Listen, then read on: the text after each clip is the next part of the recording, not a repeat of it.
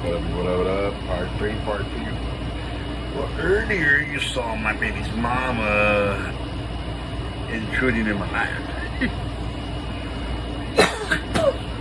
No, we're not married. I wish I was married to her. I want to marry her so hard. I want to marry her so hard, bro. Like, I don't know. I'll talk about my relationship a little bit. My relationship was really bad from the beginning. Not from the beginning, from the middle, I would say. Beginning, it's always hot and heavy.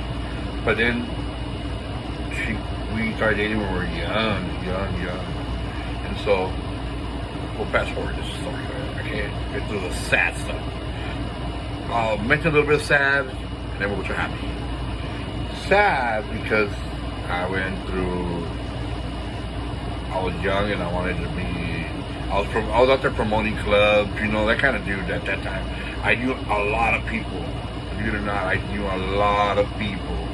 And then I'm not going to say I was popular, but I just knew a lot of people, I'm just saying.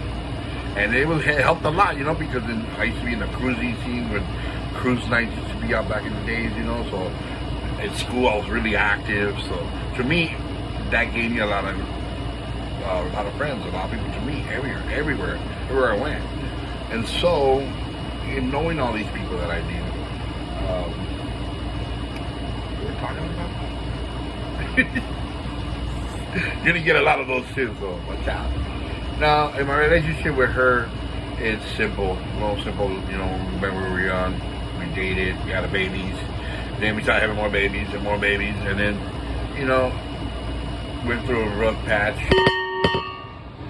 And now we are trying to work things out again.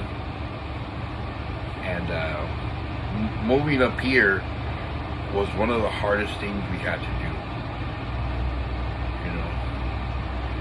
And then I was going through some kind of stuff, my sickness. I was sick because dope took over my life for a minute, and then it brought me to here. I stopped. I'm already 5 years sober. I'm not gonna lie to you that I have 20 years sobriety. No, I'm still fresh in it. I haven't relapsed at all. Why? Because I believe in God. God has shown me so many times, and I just ignored the signs. But this last time, it was like all the signs came as flashbacks. And that's when I got sick and I had passed out. Or some people say I had a heart attack. Some doctors, I was in the hospital for a week. Couldn't, move around right. I was losing consciousness a lot. Anyways,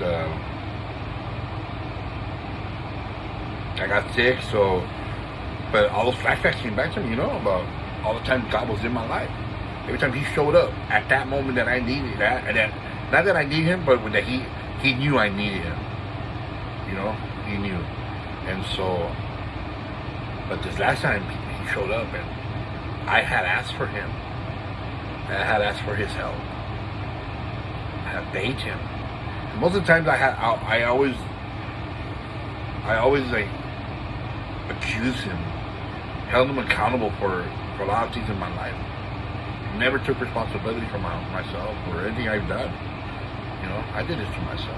He did it to me. And so, yeah, man. After that, we came up here, and I've been sober, man. Sober straight up. They told me either that or you're gonna die. That was 5 years ago when they told me that I was gonna die if I kept going the way I was going. You don't even got 3 years, though. You're gonna die. And I was like, dude, it's either that or my family. It was not a hard choice, so of course, you already know. It was easy for me, I went toward my family, and my baby's mama, that's now we're fast forward to the present. That scarred her. A lot of the things that I put her through scarred her. And so now that we're grown up, like we're 45, we're grown up already.